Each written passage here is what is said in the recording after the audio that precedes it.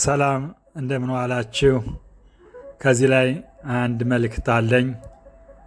የአቶ ተረፈ አለሜ ዓመታት በ11 ቀን 8ኛ 2026 ዓ.ም ከቤታቸው ይካሄዳል። መጥታችሁ ነፍስ ይማር እንድትሉ ላልሰማም ንገሩልን ሲሉ የማይሆንላችሁም ከዛ ሁናችሁ ነፍስ ይማር ይላሉ።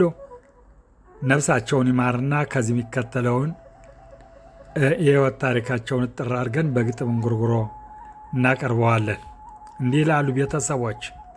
ክቡር አባታችን አቶ ተረፈ አለሜ የተወለዱ እንደ አውሮፓ ዘመን አቆጣጠር በ1926 ዓ.ም በኢትዮጵያ በጎንደር ክፍለ ሀገር በደንቢያ አውራጃና ወረዳ አጤየ ከተባለው ሀገር ከአባታቸው ከአቶ አለሜ ተካና ከእናታቸው ከወይዘሮ የውምርት ንጉሴ ተወልደው አደጉ።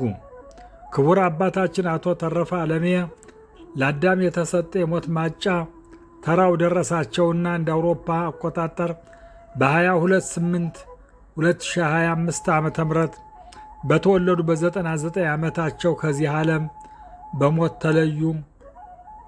በሞታቸው የ9 ልጆች አባትና ያያሌ የልጅ ልጆች እሚታ ነበሩ። ነፍስ ይማር ብለን ከዚህ የሚከተለውን ግጥም እንጉርጉሮ እንዲህ ሲሉ ቤተሰቦች ያስተላልፉታል። ከእኛ እስከተለየህ አባቴ እንዴት ነህ?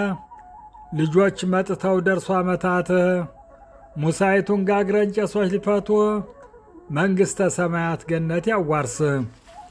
የኢትዮጵያ መኳንንት የገጠር ገበሬ ያለፈውን ዓለም ልንገርለት ዛሬ በጎረቤቶቹ በአገሩ አስመስክሬ በግጥም በዜማ በድምጤ ቀምሬ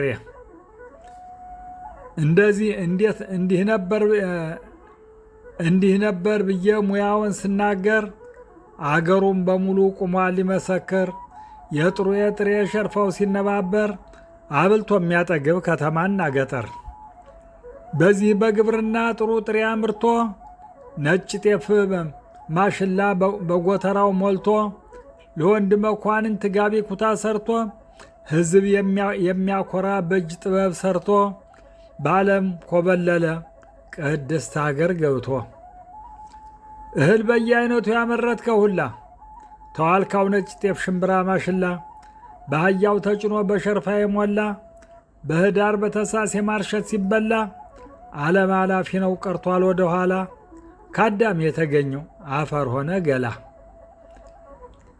የተረፈ አለሜ ታሪኩን ስሙት በአገራቸው ባህል አጤየ መሬት ለሴት ወይዛዝሩ ለወንድ መኳንንት አልባሳቱን ሰርቶ ቀሚስ መቀነት ያስጌጣቸው ነበር ባህል አልባሳት ሙቋቸው አጊጠው አለሜ እያሉት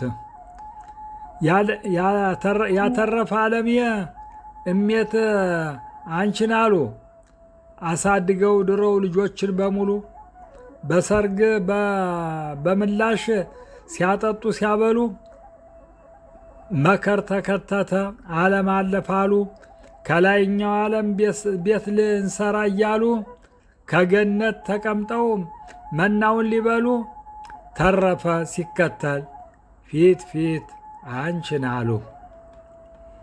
የእናትን እንጎች አባት ዳር እንጎት እንደምን ይረሳል በልተ ያደጉት እናቴም በግጥም በንባ ጠራኋት አባታችን መጥቷል ተቀባይ አልኳት።